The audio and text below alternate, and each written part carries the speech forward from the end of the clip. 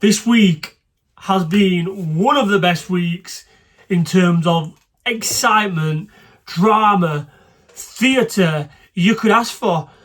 At the beginning of the week, we had all the Alexander Isak stuff, the statements, Newcastle statement, and then, when you couldn't think it could get any better, Eberechi Eze is on his way to Spurs.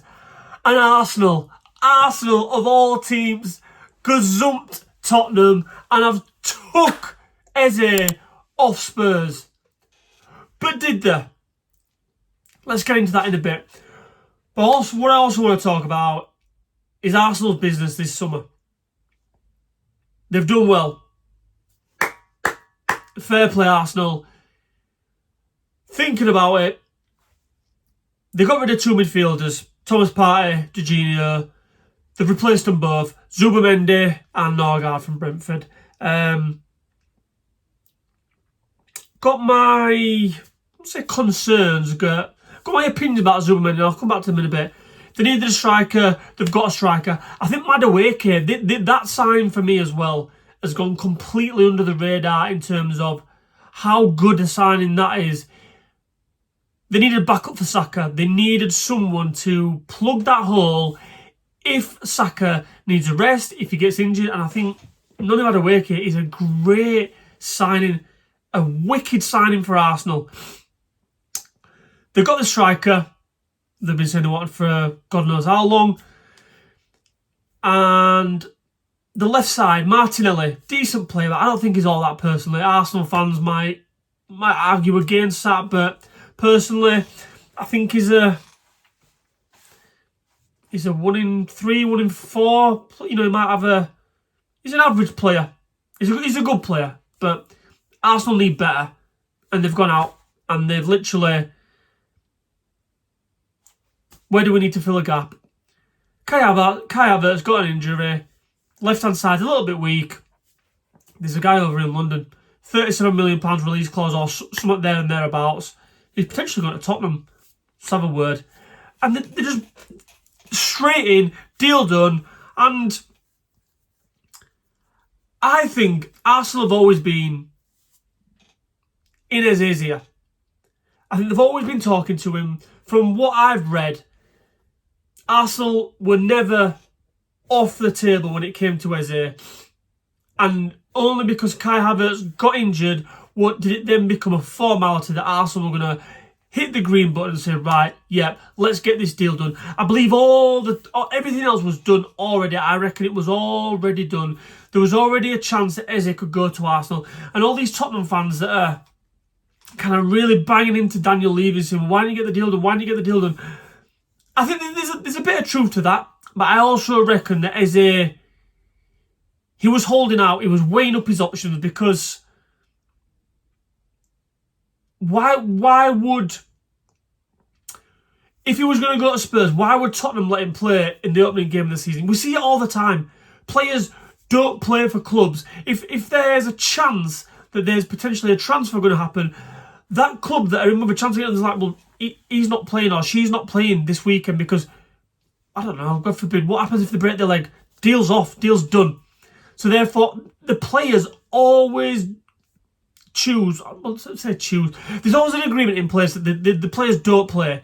We see it all the time. It happens all the time. So it seemed weird for me that Eze even played the opening game of the season.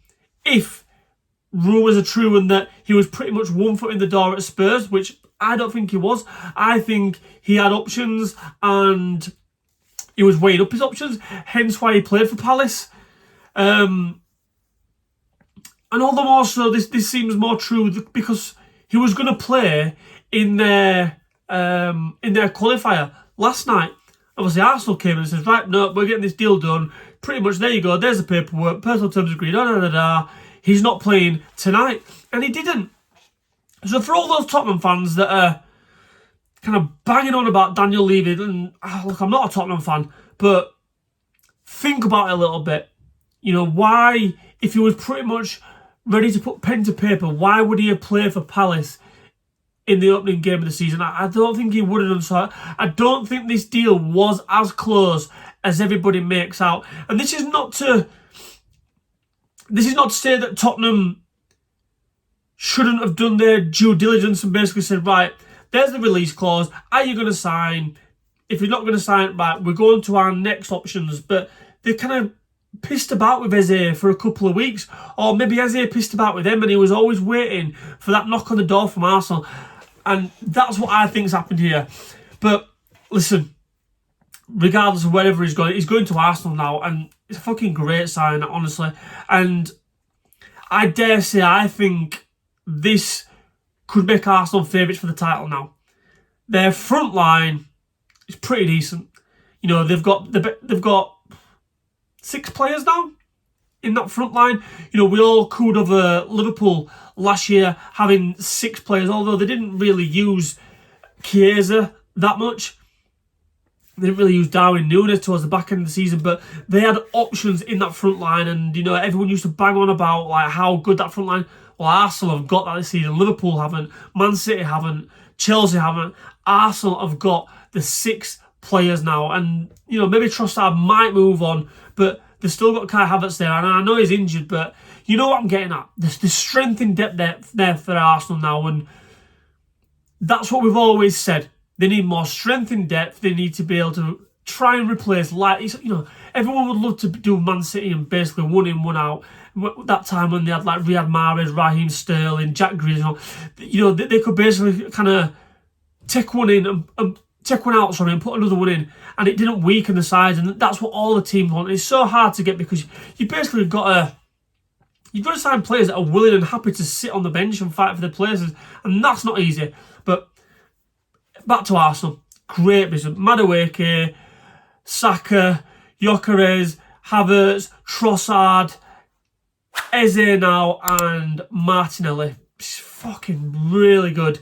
And midfield, as I say, they've strengthened midfield, and that's the only place in terms of their new signings where I just think, not that they're weak, but Zubimendi might take a bit of time to bed into that role. He's the one that's going to pretty much play every single week, I think.